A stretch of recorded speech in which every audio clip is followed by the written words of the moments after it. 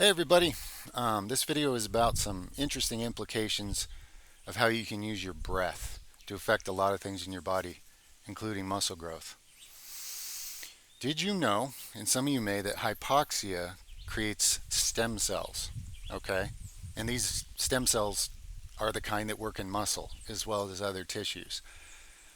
This ties to why there have been studies showing that people doing, say, back squats, challenging sets, have a more anabolic overall sort of scenario goes on in their body that pays off in other areas. This isn't the only reason that shows, but this is one of the factors. It's the stem cells created. Of course, stem cells are very healthy. There's many different ways potentially to achieve versions of hypoxia. Now, I'm not saying that if you have a health problem that has you in a hypoxia scenario all the time, I'm not saying that's good for you. I'm saying for short bursts. For training and health implications, this can have a lot of value to somebody. Okay. Um, another, okay, so one thing I do breath work in the morning. It's kind of like a praying, meditating, setting myself up to be more in alignment with who I really am for the rest of the day. Because it really, if I do this, the feedback of the body is amazing. The state of consciousness for the rest of the day is improved, so it's well worth it. I usually have time in the morning to do these things. And one type of breath work I do is I do breath holds. I don't know if some of you remember a few years ago I had a different channel, and while my knee was snapped from the ACL-MCL tear, I had to lay around a lot, and a guy like me is like, oh, I need something to like concentrate on, something productive. So I got into breath holding with what would have been my training time, let's say, to kind of fill that slot while I couldn't really be on my leg because it would try to like fall off when I walked on it. So I had to be very minimal for a while. And I actually worked up to a 5.5 minute breath hold that I recorded. Um, it and it didn't even really take that long. I think it took two, three, probably like 2 months of the way I was practicing it, but it was an amazing experience. I really enjoyed that time. And then my knee started to get good enough I could kind of start doing some things and rehabbing it and getting some work done and some other things. So I stopped there at that time on the breath hold challenge thing I was doing, which I may get into again at some point. But one thing I still do now, and I've been doing it instinctively, and I wasn't even doing this based on anything I'd read. It was just um, coming straight from higher consciousness. The other day, I stumbled across the obvious scientific connection, and I thought, well, some people could really appreciate this, those that are open to it. So I figured I'd put this out there because no doubt it's largely absent, this understanding of the implications here in the realms of like online fitness or whatever. So, think about that. So think about the value of being able to create and engineer stem cells.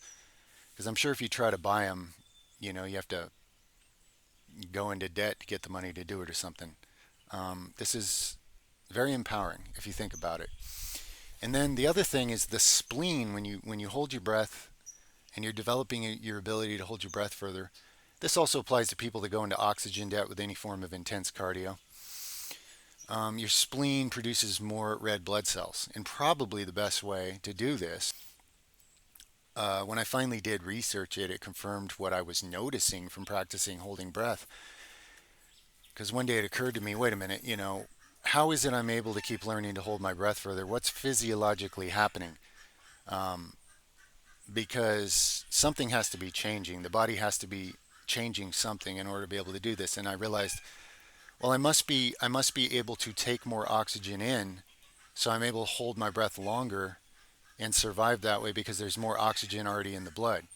And sure enough, that's what it is. From building up those breath holds, the spleen was producing more red blood cells, and then when you're prepping for your breath hold, you're actually attaining more oxygen into your bloodstream in your body. So then you can go further on that when you hold your breath. So obviously having more oxygen carrying capacity is awesome. Did you guys know that the reason things in the dinosaur ages were so extremely large is because the oxygen levels on the planet were way, way, way, way, way higher back then. Okay, that's one of the main reasons that like animals were so much bigger. Oxygen allows for expansion and growth. So, people that are interested in building muscle, this is, pretty awesome hack to look into, to put it lightly. The implications are amazing. Um, Story time. So, in high school, which for me was like, I don't know, like 28 years ago or something, I remember they had us run a 400 one time. We had a pretty cool PE coach, but I won't get into that. I'll try to keep this story concise. So I go out, I run this 400, and I ran it pretty fast because I'm fast and I'm strong, but I hadn't been doing any running or really cardio training. I had only been doing strength training. Um, and I thought I tore my lungs. They hurt so bad when it was over. I laid down and I actually worried that I had given myself like a fatal injury. My lungs hurt so bad. I didn't know that lungs could go and could be shocked that much when they weren't used to something.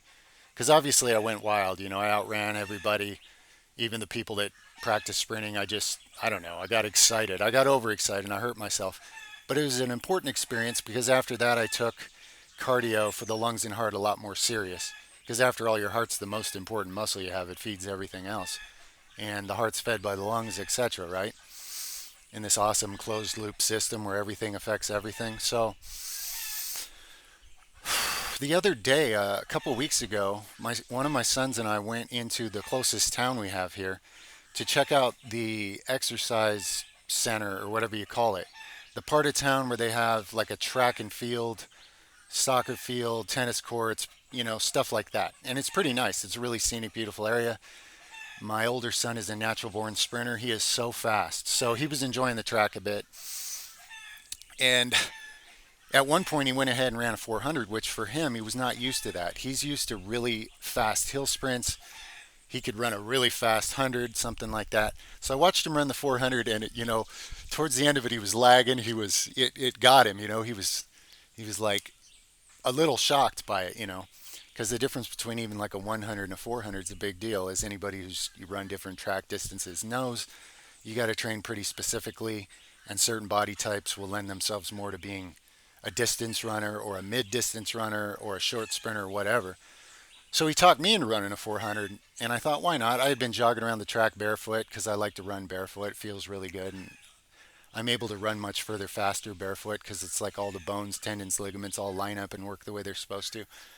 So I'm like, okay, why not? So I start running the 400, and I'm running pretty fast, and I'm thinking, I remember when I did this in high school and how I thought I was awesome, but towards the end of the race, I was starting to pay for it, and by the time I was done, I paid brutally, and I was like, you know, I haven't been doing much real cardio lately.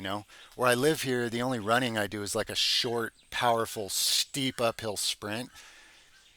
And I was amazed how well I ran this 400. And I was even more amazed that I didn't have to slow down.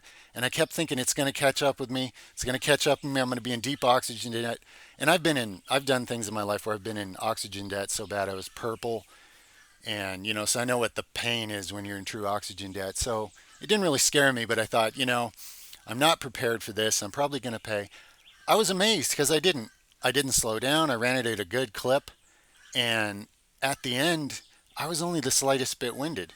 And my breath caught right back up. And I'm like, whoa. So I thought about it. I'm like, really?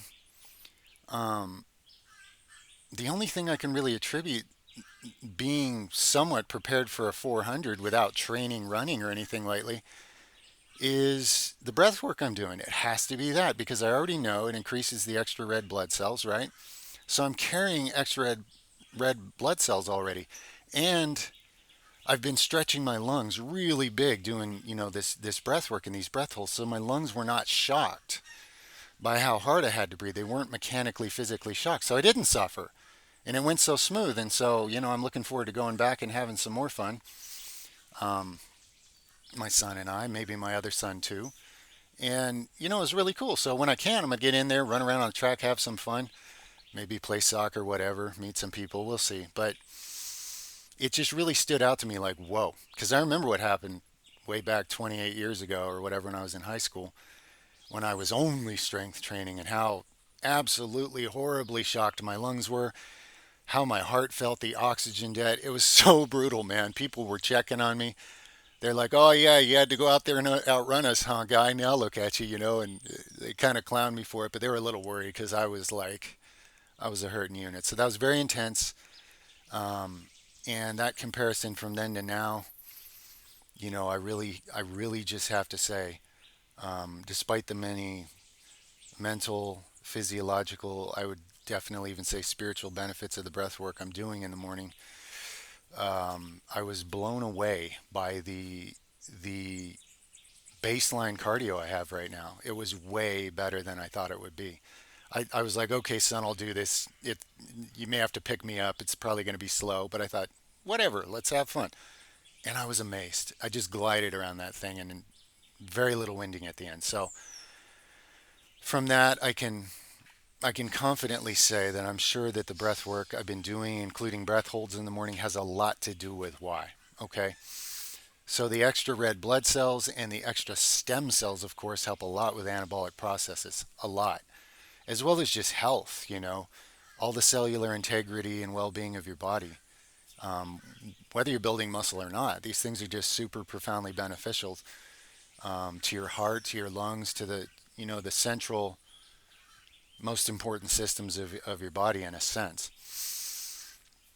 So I'm going to do another video about occlusion, using occlusion bands in various ways and a lot of things, experiences, because I've been doing that and experiment with that for a lot longer than most, probably 15 years or something by now. So that'll be a different video, the implications of occlusion, some experiences, some things to think about. But an interesting thing that does correlate and connect here is that when you occlude something, say you occlude your legs and you do a couple sets of leg work, right?